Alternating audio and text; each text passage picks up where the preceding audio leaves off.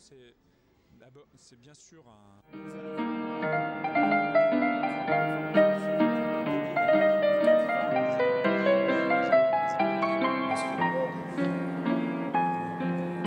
Bonjour Gérard Bocampuso. Bonjour. Vous êtes proviseur du lycée Aimé Césaire à Clisson. Je crois que vous avez ouvert ce lycée à la rentrée 2013. C'est ça. Donc, c'était comment cette rentrée? C'était à la fois inquiétant et en même temps passionnant. 2013, on avait la responsabilité de créer un établissement qui n'avait jamais fonctionné sur le secteur.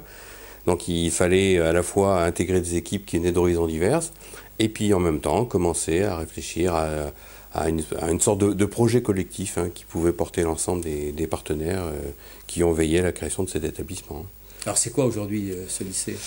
Aujourd'hui, c'est un lycée qui est en voie de développement. On est démarré à 300 élèves. On devrait, à la rentrée prochaine, atteindre les 1000 élèves pratiquement. Oui, vous avez monté en puissance, oui. Seconde, première, terminale, quoi. Et en même temps, à chaque niveau, la demande de formation, on la voit s'accroître. Ce lycée, il a double, pour faire simple, il a en gros deux objectifs. L'un, c'est d'assurer la mission de service public d'éducation, c'est-à-dire on accueille les élèves de troisième en leur proposant une offre de formation, seconde, première générale, terminale générale, les trois séries, et puis une formation technologique, deux formations technologiques. Et l'autre mission, puisque c'était la pétition de principe qui a présidé à la mise en œuvre de l'établissement, c'était que cet établissement soit en phase avec son territoire. Donc ça supposait deux conditions essentielles.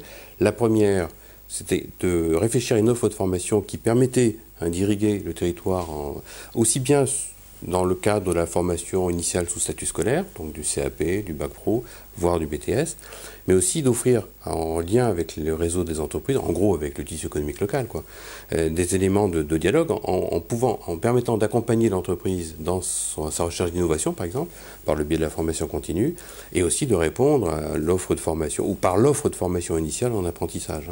Et le choix de ce BTS spécifique, particulier, est-ce que c'était un élément de la donne? C'était un élément important, puisqu'il s'agissait en fait de travailler sur les domaines de l'éco-construction.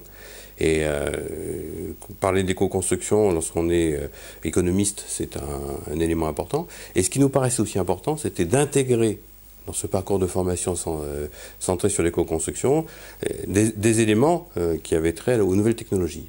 Alors parlons-en de nouvelles technologies. Nouvelles technologies, c'est le numérique d'abord, me semble-t-il. Alors, le numérique, c'est quoi dans ce lycée? Alors, c'est le numérique et en même temps, c'est l'homme. Oui. La relation entre l'homme et la machine. Et dans le cas du BTS, c'est important. C'est pas simplement de l'utilisation de numérique ou de machines modernes, c'est aussi la façon dont on conçoit le métier et dont on conçoit l'homme dans son rapport au travail. Et de ce point de vue-là, la dimension durable a tout son sens. Il y a tout un projet qui porte l'établissement. Alors, le numérique sur l'établissement, c'est à la fois une réponse technique, c'est-à-dire,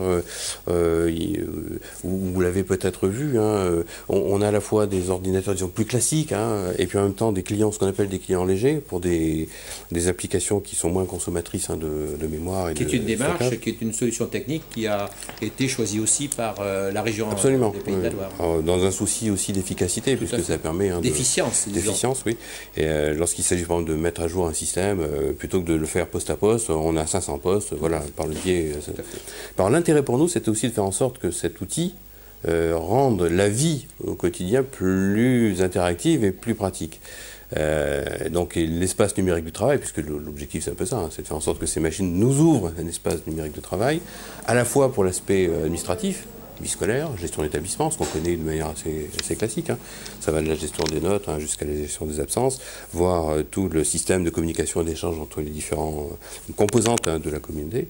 Mais en même temps, le numérique pédagogique, c'est-à-dire que faire en sorte que les enseignants s'emparent avec leurs élèves de cet espace de travail, qui ne soit pas simplement un espace d'échange, c'est un espace de construction. Et c'est là où de co-construction, c'est le terme consacré, de co-construction. Et c'est de ce point de vue-là que notre projet prend tout son sens. C'est-à-dire qu'il faut qu'on arrive ensemble à faire que cet espace ou cette utilisation de moyens rende à la fois l'utilisation du numérique pour des soucis d'efficacité, mais je ne perds pas de vue l'idée que ce qui est important pour nous, c'est la place de l'homme dans sa relation à la machine, donc, et aussi dans sa relation aux autres. Alors, projet e-learning. projet e-learning ambitieux. Projet e-learning très ambitieux. Très ambitieux. En quelques mots, comment vous avez perçu ça, vous, comme proviseur, quand les collègues sont venus vous voir pour le mettre en œuvre? La question qui s'était posée assez rapidement pour nous, c'était comment... ça partit d'une réflexion assez basique, finalement. Oui. On ouvre un BTS, ça partait de la section STS, hein. On se dit voilà, on souhaiterait que dans ce BTS, qui s'oriente autour des métiers, de l'économie, de la construction, on puisse y accueillir des élèves venant d'horizons divers. Et notre souci premier, c'était de dire voilà, finalement, on a des élèves qui viennent du bac technologique ou du bac général, et aussi du bac pro. Et l'idée, c'est de faire en sorte qu'il y ait davantage d'élèves motivés, qui avaient envie de progresser, issus des bacs pro en particulier, qui puissent accéder à cette formation pour envisager soit une issue professionnelle issue du BTS, soit pourquoi pas, pour les plus motivés, les plus ambitieux d'entre eux, aller plus loin dans leur formation professionnelle. C'est d'ailleurs une des démarches du ministère de l'Éducation nationale que de faire en sorte qu'il y ait davantage de bacs pro en BTS. Absolument, on était tout à fait... Donc c'était le projet. Et j'allais dire que c'est une commande aussi du recteur de l'académie. Tout à fait. Dire voilà, il fallait... Et c'était le projet. Alors nous aussi, il fallait à la fois qu'on repense l'action pédagogique en direction de ces différents publics, on va dire, et en même temps qu'on réfléchisse à une méthode de travail qui permette aussi de développer l'accès en autonomie aux exercices, aux savoirs finalement qui étaient en œuvre dans ce BTS. Et c'est de fil en aiguille, de cette façon-là, qu'on a imaginé de commencer à travailler sur une plateforme d'échange de type e-learning. En fait, le principe est assez simple. Un enseignant, dans le cadre de sa conduite pédagogique, il dépose un certain nombre de connaissances et d'exercices, libre à l'élève ou à l'étudiant d'y accéder en fonction de son programme. Et l'échange se fait avec l'enseignant par ce biais-là, c'est-à-dire que ça permet aussi de mesurer le travail qui se fait. Mais pour développer cela, il faut quand même des enseignants, je ne sais pas si on va les appeler innovants, mais au moins créateurs. Oui. Il faut des gens qui aient envie de remettre en cause leur conduite pédagogique. Et alors ils sont là ? Ils sont là, ils sont présents. C'est pas toujours très simple. Ça suppose aussi... Alors, il y a aussi l'effet établissement moderne qui vient d'ouvrir. Les gens ont envie que ça fonctionne. Ils ont aussi envie d'innover. Et puis ils savent à un moment donné que ce qu'on va évaluer, c'est la part qu'ils ont mis d'eux-mêmes. Bien sûr. Et tout ça, c'est la plus-value pédagogique qu'ils ont. Absolument. Mais alors, ça ne se fait pas facilement, et c'est extrêmement chronophage. Je crois que la région a lancé un appel à projet et que vous avez répondu à cet appel à projet. Voilà, nous avons réfléchi à une façon d'utiliser intelligemment les ressources qui peuvent être mises à notre disposition. Alors aujourd'hui, nous ne savons toujours pas quelle est la réponse de la région par rapport à cet appel à projet. Mais l'idée, c'est effectivement à la fois de développer notre idée de base, de lui donner un sens technique, mais en même temps, par le biais de ce projet, de créer un emploi. Bien sûr. Et un emploi au profil assez nouveau. C'est-à-dire quelqu'un qui soit à la fois à l'interface avec la machine, mais aussi qui soit en interface avec les enseignants et les étudiants. On n'est pas loin de l'ingénierie pédagogique, là. Pas loin. Mais je crois qu'on y est tout à fait, même. Il y a, je sais, dans votre établissement, le projet de création d'une licence professionnelle. Mais ça, c'est encore plus nouveau, ça. Alors là, oui, ça a été un an de travail pour aboutir à ce projet. Avec qui donc, nous avons abouti finalement dans nos relations, nos échanges avec le Conservatoire national des arts et métiers, qui nous a suivis sur ce projet, qui nous délègue la conduite pédagogique de cette licence.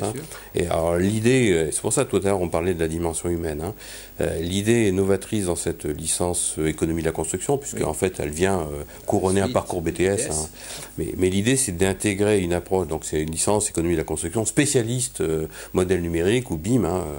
Et l'idée c'est de faire en sorte qu'on y intègre de cette dimension nouvelle technologie numérique, appliquer à un domaine d'activité qui doit pratiquement ouvrir des champs tout à fait nouveaux. Revenons aux enseignements généraux. Quelques minutes. Un professeur de mathématiques de votre établissement, Stéphane Laure, comme d'autres d'ailleurs, utilise l'ENT et a émis l'idée de la possibilité de faire utiliser par les élèves leur smartphone comme matériel pédagogique en classe à l'usage des mathématiques. C'est tout courant ? Un enseignant qui a décidé de mettre son chef d'établissement en difficulté. Ah non, puisque dans un établissement, on se pose toujours la question de l'utilisation des téléphones.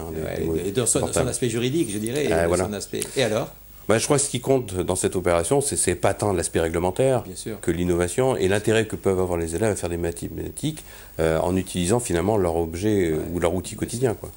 Et l'idée qu'il y a derrière, finalement, c'est aussi, là aussi, hein, tout à l'heure on parlait de la relation de l'homme à la machine. Oui, tout à fait. Et je crois que c'est aussi notre guide, notre fil conducteur, c'est-à-dire finalement, on a toujours l'impression que nos adolescents, face à ces portables, restent des esprits vides, une espèce de machine sans réflexion. Or, on s'aperçoit qu'en utilisant ces outils, on développe une intelligence qui peut avoir des formes un peu différentes, un peu nouvelles.